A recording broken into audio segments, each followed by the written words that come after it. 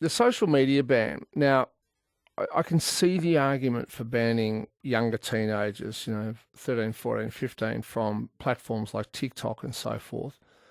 YouTube, which is owned by Google, I believe, thought he'd had an exemption from the ban. Apparently the government is reconsidering this.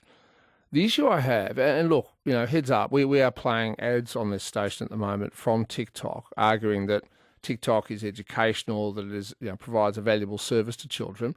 And I must say, I know that YouTube does that because I've used YouTube videos to, help me with maths homework and that sort of thing, as in not my maths homework, my daughter's. So does the bad on the likes of YouTube or TikTok outweigh the good? Our next guest is a Sydney father of 5, co-founder of the Heads Up Alliance. It's a grassroots organisation for parents who want their children to be smartphone and social media free. Dany Elachi, good morning. Good morning, Tom. Well, do you think YouTube should be banned for teenagers or not? Yes. Well, first of all, I have a problem with the term ban. If we want to say that we want to ban, we would say the same thing at the moment because under 13 shouldn't be on these platforms. So all we're asking is for a delay in our children's introduction to this world. So, yes, we agree that it should be delayed until they're a little older, until at least 16. We'd prefer even older than that, but the government has settled on that age. So absolutely we do. And if you agree that TikTok ought to be delayed, then YouTube has a feature called YouTube Shorts, which is TikTok by another name.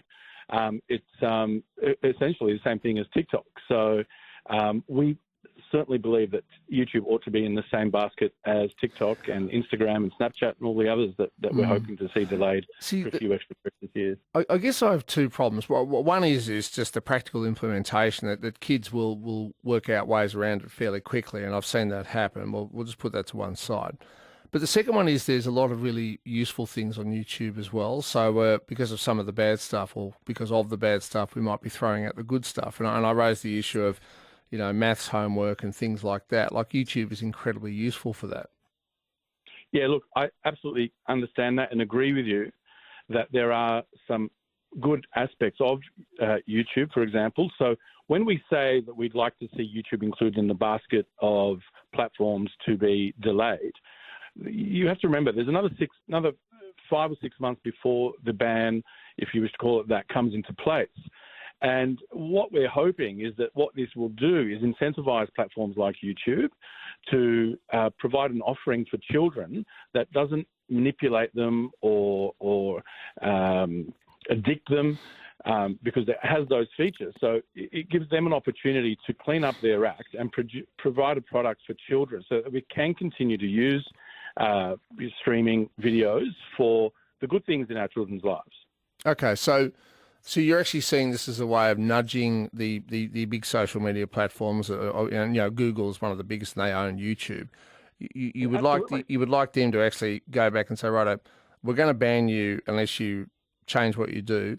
Come back with a YouTube that is appropriate for kids up to the age of 16, and then we'll talk. Exactly. If we give them a free pass from the get-go, then they've got no incentive to do that, and we're stuck with a manipulative algorithm, addictive features that our children are going to flock to if they can no longer access TikTok. Well, they're just going to go to YouTube Shorts, and we would have really not achieved all that much. So this really is a bit of a carrot and stick situation, and by including YouTube in the pool of platforms to be regulated, the intention or the hope is that they would do something, provide something better for our children. Nobody wants education entertainment to be banned for children. Nobody wants that, but we certainly don't want our children to be manipulated and driven to addiction either.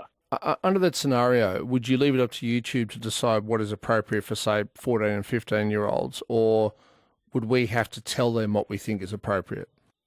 Well, it's just like with other media. The government has a role to play in setting standards.